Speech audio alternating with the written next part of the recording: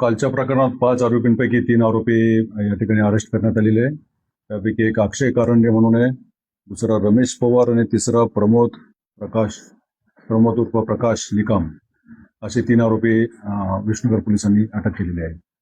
तर एकूण किती आरोपी आहेत यामध्ये, काय नाव आहे? एकूण 5 आरोपी आहेत जे फुटेजमध्ये दिसतात. ते 5 आरोपी आहेत, त्यापैकी 3 आरोपी आम्ही अरेस्ट केलेले आहेत. नगरसेवक रमेश म्हात्रे देखील यामध्ये आहेत, त्यांच्यावर देखील गुन्हा दाखल केला. ते काय आता अटक होणार आहे त्यावर? त्यांचा आम्ही अटकेचे प्रयत्न करत आहोत.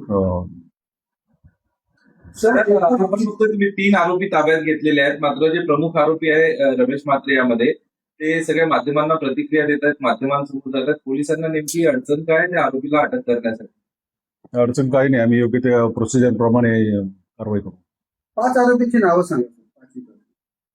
याच्यामध्ये एक महिला आरोपी आहे, दुसरे स्थानिक नगरसेवक रमेश म्हात्रे आहेत, अक्षय कारंडे जो आता अटक केलेला आहे, रमेश पवार आणि प्रमोद निकम हे दोघं म्हणजे 3 आरोपी आम्ही अटक केलेले आहे. 3 आरोपीला अटक केलेल्या, अजून 2 आरोपीला आपण का अटक करत नाही? अटकेचं आम्ही प्रोसिजर करतोय. सर, या संपूर्ण प्रकरणात रमेश म्हात्रे यांना पोलीस संरक्षक आहे, त्या ठिकाणी तो होता, त्यांनी आपली प्रक्रिया त्यांनी फॉलो केली का कंट्रोल? नाही, त्याबाबत पण आम्ही योग्य ती चौकशी करू आणि त्या अनुषंगाने पकडून ठेवला होता. नाही, त्या बाबतीत आम्ही चौकशी करू आणि त्याप्रमाणे पुढील कारवाई करू. सर, नेमकं मारहाणीचं कारण काय नेमकं तक्रार देण्यात आली आणि पुढे? नाही, या गुन्ह्यातले फिर्यादी डॉक्टर वैभव साळुंके हे आणि एक महिला डॉक्टर त्या ठिकाणी ऑन ड्युटी होत्या आणि त्या तिथे पेशंटचे नातेवाईकांबरोबर हे आरोपी पण आले आणि आरोपींनी डॉक्टरांशी हुज्जत वगैरे घालून त्यांचे फोनवर काय बोलत नाही, त्यांना काय रिप्लाय देत नाही असं म्हणून त्यांना अशी शिवीगाळ केली आणि दमदाटी केली. अशा प्रकारची जी तक्रार आहे त्याबाबत विष्णुनगर पोलीस स्टेशनला कालच गुन्हा नोंद करण्यात आलेला आहे. सर, याची प्रक्रिया आपण म्हणतात रमेश म्हात्रेंच्या, नेमकी काय प्रक्रिया आहे त्यांच्या अटक व्हायची आणि का आपल्याला विलंब होते, कधीपर्यंत ही प्रक्रिया पूर्ण होईल असं सांगा? नाही, प्रचलित कायद्यानुसार जे काही प्रोसिजर करता येईल त्याप्रमाणे आम्ही ऍक्शन घेऊ. दादा, काय सांगाल? सीसीटीव्ही व्हायरल झालाय आणि तुम्ही मदत करायला गेला होता, की काय घडलं होतं, काय सांगा? सर्वात प्रथम आधी मी सर्व पत्रकारांचे स्वागत करतो.